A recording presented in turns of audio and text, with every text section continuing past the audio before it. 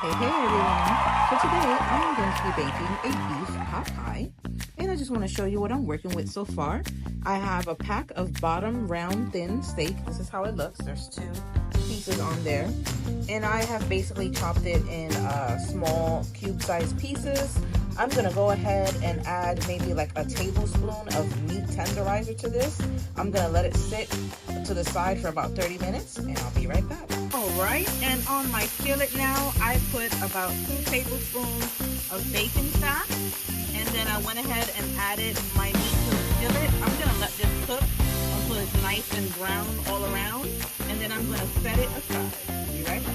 I did forget to mention that I did add about a teaspoon of seasoned salt to the beef as well. All right, so here I have 4 tablespoons of butter that I have melted down.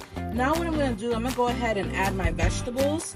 I have about half of a potato that was sliced and diced. I have 1 piece of celery that I sliced. I have half of an onion that I cut up, I chopped. And then I have like a stick and a half of green onions. And I'm going to go ahead and add this to my skillet. Then I'm going to add 4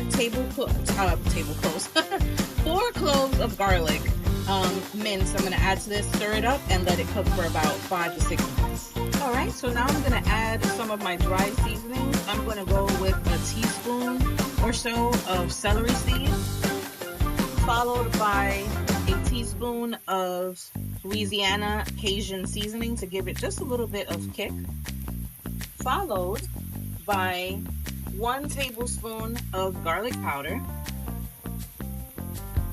Okay, then we're gonna go with about half a teaspoon of black pepper. We're gonna go with a teaspoon of seasoned salt. All right. Okay, and I'm gonna also add 1 packet of beef bouillon. I'm going to mix these up together, let it cook a little bit more till your vegetables are nice and tender. Oh yeah, this smells amazing. And then we're going to add our wet ingredients. Be right back. All right, so I went ahead and added a cup and a half of beef broth. And then I'm going to go ahead and add a half cup of heavy cream. That's going to really thicken our sauce. Okay, I'm gonna give that a stir. Oh yeah. Followed by, I'm gonna add a 1/4 cup of flour to this.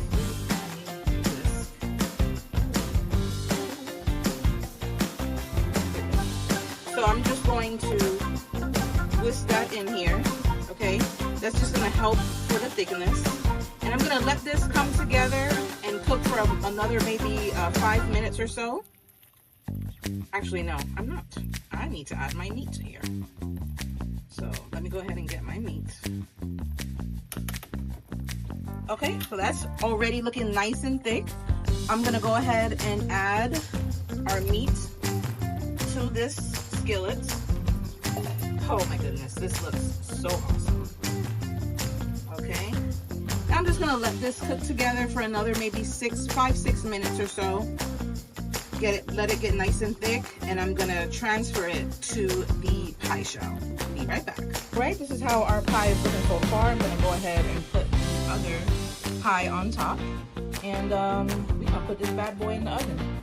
All right, our pie is gonna go ahead and bake at 425 for about 30 minutes. After you take it out, just let it sit for about 10 minutes or so and dig in.